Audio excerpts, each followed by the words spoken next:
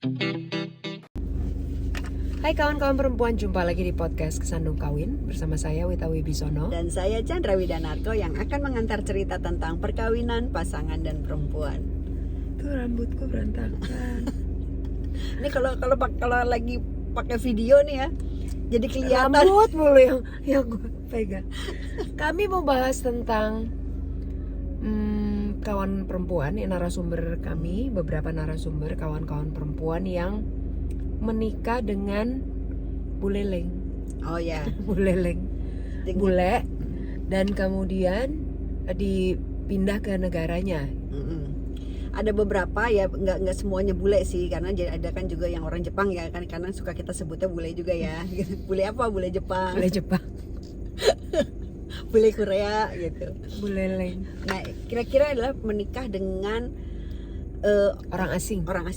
Nah, dan memutuskan untuk ikut. Nih salah satu pemantiknya adalah salah satu kasus, ada seorang perempuan yang ketemu dengan bule orang Amerika, dan dia akhirnya mereka memutuskan untuk menikah, terus mau diboyong ke negaranya, sehingga si cewek ini menjual semua asetnya untuk dibawa ke sana. Uangnya mereka beli rumah bersama, jadi patungan di Amerika. Patungan beli rumah dah hiduplah bersama, punya anak. Dan persoalan kemudian muncul karena si cowok ini ternyata sangat kasar. Jadi ngasih duit seenak-enaknya dia, terus ngomongnya kasar, suka mukul dan lain-lain. Sampai akhirnya si cewek ini dan dia nggak bisa minta cerai, karena kalau minta cerai itu akan ruwet sekali persoalannya. Dia nggak punya uang. Negara sana. Dia kan jadi warga negara sana. Oke. Nggak punya duit, dia nggak punya uang cukup untuk itu. Terus dan rumah yang mereka tempati sebetulnya ada uangnya dia juga di situ. Dan kalau misalnya cerai maka akan dibagi dua. Dan kalau dibagi dua dia nggak bisa beli tempat tinggal lagi gitu. Dia terlunta-lunta lah, dan dia nggak punya saudara di sana, nggak punya teman di sana. Jadi udah dia kerja. Udah beberapa orang dan dia bener-bener yang ngerasa sangat sendirian, nyaris depresi. Kasian. Dan Terus anaknya masih kecil. Nah, seiring berjalannya waktu dia berusaha sekali nyari gimana caranya supaya bisa cerai, gimana cara gini, dan itu sangat sulit. Sampai di kemudian akhirnya cuman bilang gini, ya udah deh, terserah deh, tolongin gue deh gitu. Udah ngomong ke yang punya hidup lah ya gitu, terserah deh gimana gitu, karena dia udah nggak tahu lagi, nggak dead end lah, nggak ada cara lain. Kok ya tahu-tahu ya ini blessing in disguise atau apa, suaminya tiba-tiba meninggal. ya Allah tolong. Nah, jadi karena suaminya meninggal, maka dia tidak perlu mengurus surat cerai, dan semua hartanya akan jadi milik dia dan anaknya gitu. Jadi udah nggak ada yang perlu dipermasalahkan. Dan ini bukan kasus satu-satunya kasus, banyak sekali kasus yang kena di teman-teman atau narasumber yang menikah dengan orang asing dan gitu. dibawa ke negara. Ya kayak yang sama di Amerika juga, dia nikah dengan warga negara Amerika, diboyong ke sana, dan ini pernikahan kedua ya narasumber kita yang satu lagi nih, pernikahan kedua. Waktu mereka sempat tinggal di Indonesia beberapa bulan lah gitu. Itu manisnya luar biasa, makanya dia yakin dan kemudian nikah. Begitu diboyong ke sana, ternyata itu 180 derajat. Kayak nyiapin minum nggak sesuai, dibanting gelasnya, dipecahin. Terus narok segala hal misalnya nggak bersih atau apa, kayaknya emang OCD ya? Parah, plus NPD menurut si narasumber ini. Sampai akhirnya dia ketakutan setiap dia ngomong, karena dia benar-benar abuse-nya tuh yang pakai mulut ya. Gini, benar-benar kayak mau dikebukin, udah mau ditonjok begini, tapi nggak nyampe. Tapi kan dia jadi ketakutan kan. Iya. Jadi udah sampai udah bener ke mukanya, dan begini, bukan yang tampar gitu. Jadi dia selalu ketakutan.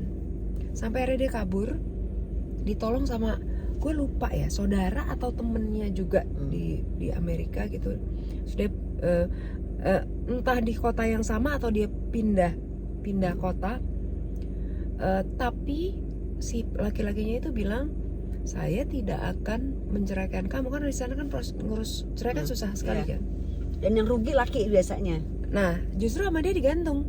Itu perempuan, lo nggak bisa kemana-mana. Iya. Jadi apalagi kalau nggak salah dia masih warga negara Indonesia, cuma diurusin green cardnya dan lain-lain gitu. Jadi lebih sulit kan. Itu makanya ya Punya anak itu yang punya anak. Tapi bukan dari si laki-laki ini. Oh ya, karena pernikahan Punya anak kedua dari ya. pernikahan yang pertama. Gue lupa divorce karena meninggal atau bercerai ya dari yang pertama, gue lupa.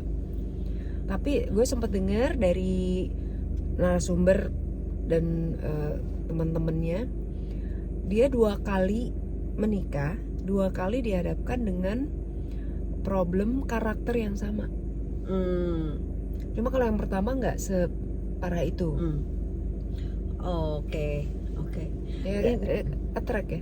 Mungkin ya Orang jenis ya. jenis yang sama akan tertarik ke dia. Tapi anyway, kalau kan tadi tuh obrolan sebelum mulainya adalah ini moral of the story-nya apa sih kalau pada narasumber perempuan yang menikah atau membina hubungan dan menikah dengan pria asing dan kemudian ngikut pasangannya keluar.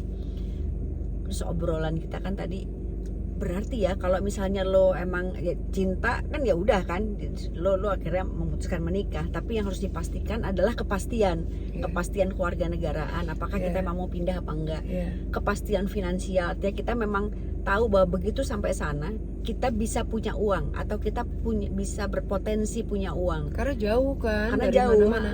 Well, nggak semua sih, banyak juga, bukan banyak juga, banyak banget narasumber kita yang diboyong ke sana dan happily ever after gitu kan, baik-baik dan malah lebih happy gitu, banyak banget. Nah, kan yang perlu disiapkan adalah gitu. Ini adalah kondisi yang kalau dihadapkan sama kondisi yang nemuin pasangan yang kayak tadi, kan jauh mau kemana-mana.